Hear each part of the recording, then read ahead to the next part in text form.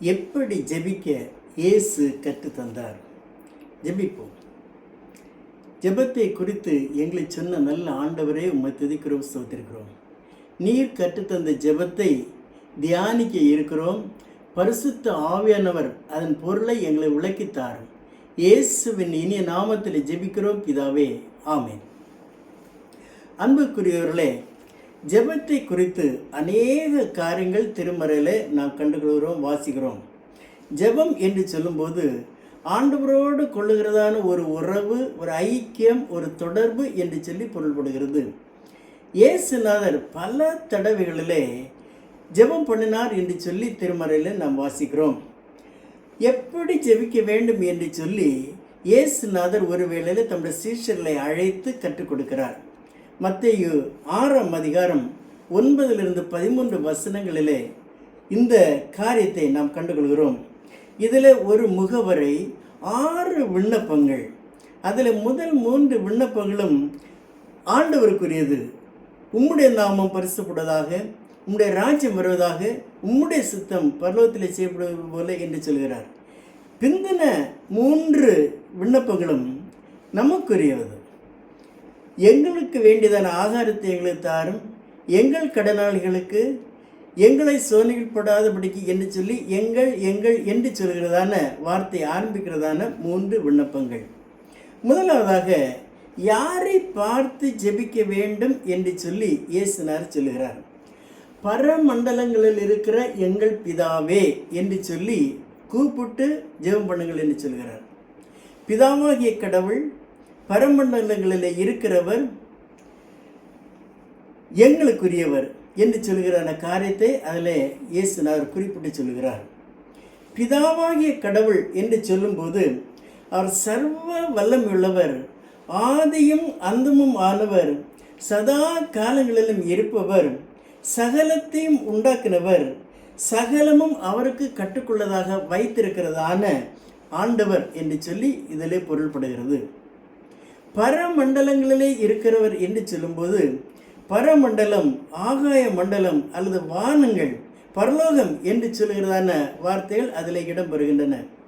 இந்த வார்த்தையை பார்க்கும்போது பரமண்டலங்களிலே இருக்கிறவர் என்று சொல்லும்போது அவர் சர்வ வல்லமை உள்ளவர், நிகரே இல்லாதவர், உன்னதமானவர், ஓயாமல் போற்றி புகழப்பட்டு கொண்டிருக்கிறவர் என்று சொல்லி பொருள்படுகிறது.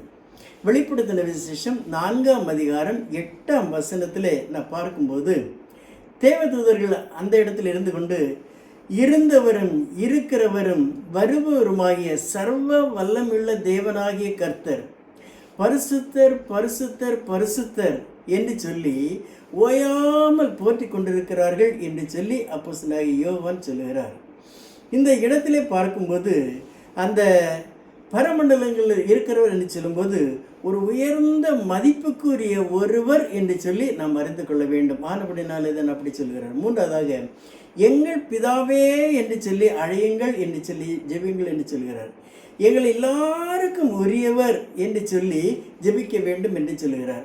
ஒருவனுக்கு உரியவர் அல்ல, ஜெபிக்கிற ஒருவனுக்கு உரியவர் அல்ல, ஒரு குடும்பத்துக்குரியவர் அல்ல, ஒரு சபைக்கு உரியவர் அல்ல, பூமியில் அத்தனை பேருக்கும் உரியவரான கடவுள் என்று சொல்லி அதிலே பொருள்படுகிறது. ஆனபடினாலே ஜெபிக்கிற வேளையில் எங்கள் என்று சொல்லி ஜெபிக்கும் போது எங்கள் எல்லாரையும் குறிப்பிடுகிறது.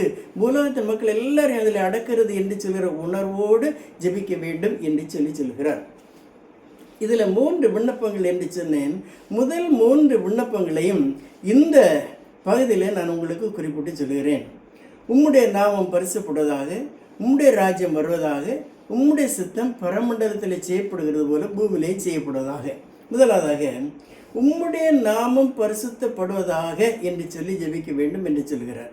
நான் ஜெபம் பண்ணும்போது நம்முடைய தேவைகள் இல்லை குறித்து முன்னதாக சொல்லாதபடிக்கு ஆண்டவருடைய நாமத்தை பரிசுத்தப்படுத்த வேண்டும், ஆண்டவருடைய நாமத்தை மகிமைப்படுத்த வேண்டும் என்று சொல்லி ஆண்டவர் சொல்கிறார்.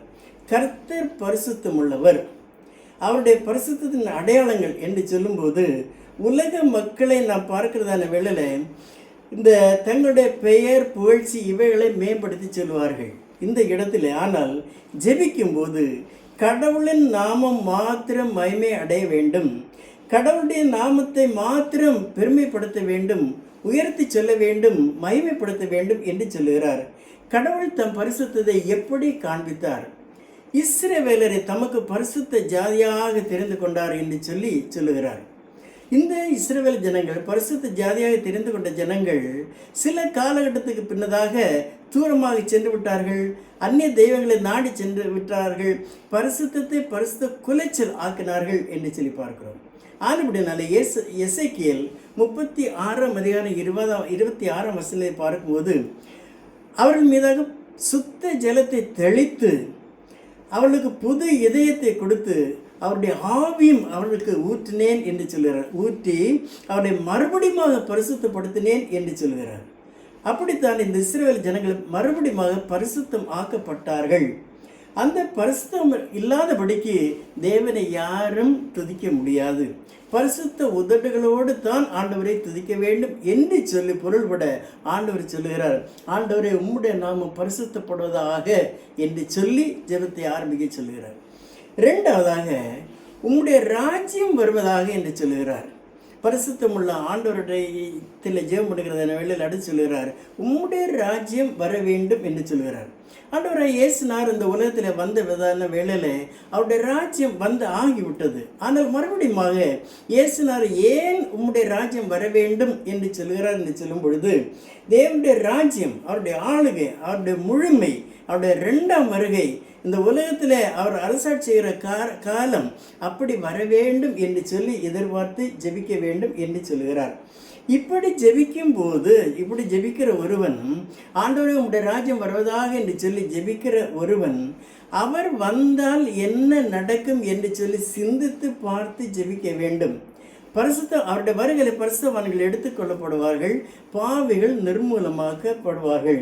எனவே சந்திக்க ஆயத்தமுள்ளவர்கள் மாத்திரம்தான் இந்த ஜெபத்தை ஏறெடுக்க வேண்டும். இல்லை என்று சொன்னால், இயேசுவே நீர் வாரும் என்று சொல்லும்போது அவர் வந்தால் நம்முடைய நிலை என்ன என்று சொல்லி ஒரு கணம் யோசித்து பார்க்க வேண்டும். ஆனபடினாலே சீக்கிரம் வருகிறேன் என்று சொல்லி வெளிப்படுத்தின விசேஷம் 22ஆம் அதிகாரம் 20ஆம் வசனத்தில் அப்போஸ்தலனாகிய யோவான் சொல்லுகிறார், இதோ சீக்கிரமாய் வருகிறேன் என்று சொல்லி ஆண்டவர் சொன்னதை சொல்லுகிறார். சொல்லிவிட்டு சொல்லுகிறார், ஆம் கர்த்தராகிய இயேசுவே நீர் வாரும் என்று சொல்லி உறுதியாக சொல்லுகிறார். ஏன் சொல்லுகிறார் என்று சொன்னால், அவர் ஆண்டவரை சந்திக்க ஆயத்தமுள்ளவராக இருந்தபடினாலே.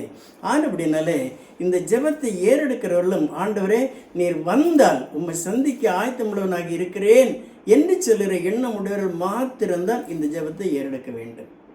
மூன்றாவதாக, சித்தம் பரலோகத்தில் செய்யப்படுவது போல பூமியிலையும் செய்யப்படுவதாக என்று ஜெபிக்க வேண்டும் என்று சொல்கிறார். பரலோகத்திலே ஆண்டோடைய சித்தம் மாத்திரம்தான் நடக்கிறது, வேறு ஒரு காரியம் நடப்பதில்லை. வேறு யாரும் அங்கே ஒரு காரியம் செய்ய முடியாது. அதே போல் பூமியிலும் உம்முடைய காரியம், உம்முடைய சித்தம் நடக்க வேண்டும் என்று சொல்லி ஜெபியுங்கள் என்று சொல்லுகிறார். பரலோகத்திலே ஆண்டோடைய சித்தம் என்ன? ஓயாமல் அவரை புகழ்ந்து போற்றி நீ நல்லவர் வல்லவர் என்று சொல்லி கனமும் மகிமைக்கு பாத்திரர் என்று சொல்லி துதித்து கொண்டிருக்கிறார்களே, அதுதான் பரலோக ராஜ்யத்தில் ஆண்டவருடைய சித்தமாக இருக்கிறது. அதே போல தன் பூமியிலும் நடக்க வேண்டும் என்று சொல்லி ஆண்டவர் விரும்புகிறார். அவருடைய சித்தம் தம் மக்கள் மீது நடைபெற வேண்டும் என்று சொல்லி ஆண்டவர் விரும்புகிறார். அவருடைய சித்தம் செய்ய வேண்டும் என்று சொன்னால், பூமியில் அவருடைய சித்தம் நடக்க வேண்டும் என்று சொன்னால் என்ன செய்ய வேண்டும்? தம்முடைய மக்கள் தங்களை ஒப்பு கொடுக்க வேண்டும், ஆண்டவருக்கு ஒப்பு கொடுக்க வேண்டும். அவர் என்ன சொல்லுகிறாரோ அதை செய்ய நான் ஆயத்தமாக இருக்கிறேன் என்று சொல்லி சொல்ல வேண்டும். என்னுடைய சித்தம் அல்ல, நம்முடைய சித்தம் அல்ல, அவருடைய சித்தம் என்னிலே எங்களிலே நிறைவேற ஆண்டவரை நான் ஒப்பு கொடுக்கிறேன் என்று சொல்லுகிறதான ஒரு எண்ணத்தோடு ஜெபிக்க வேண்டும். அப்படி ஜெபிக்க வேண்டும் என்று சொன்னால் அப்போதுதான் பரலோக சித்தம் பூமியிலே நடைபெறும் என்று சொல்லி நாம் அறிந்து கொள்ள வேண்டும்.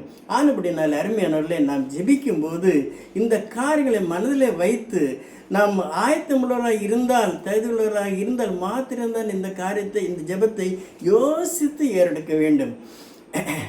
உம்முடைய நாமம் பரிசுத்தப்படுவதாக என்று சொல்லும்போது நம்முடைய வாயிலே சுத்தம் இருக்க வேண்டும். உம்முடைய ராஜ்யம் வருவதாக என்று சொல்லி ஜெபிக்கும்போது அவரை சந்திக்க ஆயத்தமுடையவர்களாக இருக்க வேண்டும். உம்முடைய சித்தம் பரலோகத்தில் செய்யப்படுவது போல பூமியில் செய்யப்படுவதாக என்று சொல்லி ஜெபிக்கும் போது உம்முடைய சித்தத்தை செய்ய நான் என்னை அர்ப்பணிக்கிறேன் என்று சொல்கிற அர்ப்பணத்தோடு இந்த ஜெபத்தை ஏறெடுக்க வேண்டும். அப்படி என்று சொன்னால்தான் இயேசுநாதர் கற்றுத்தந்த ஜெபம் ஒரு பிரயோஜனமாக இருக்கும், முழுமையாக இருக்கும். அப்படிப்பட்டதான கிருபையை உங்களுடைய வாழ்க்கையில் ஒவ்வொருடைய வாழ்க்கையிலும் ஆண்டவர் தருவாராக. ஆமென்.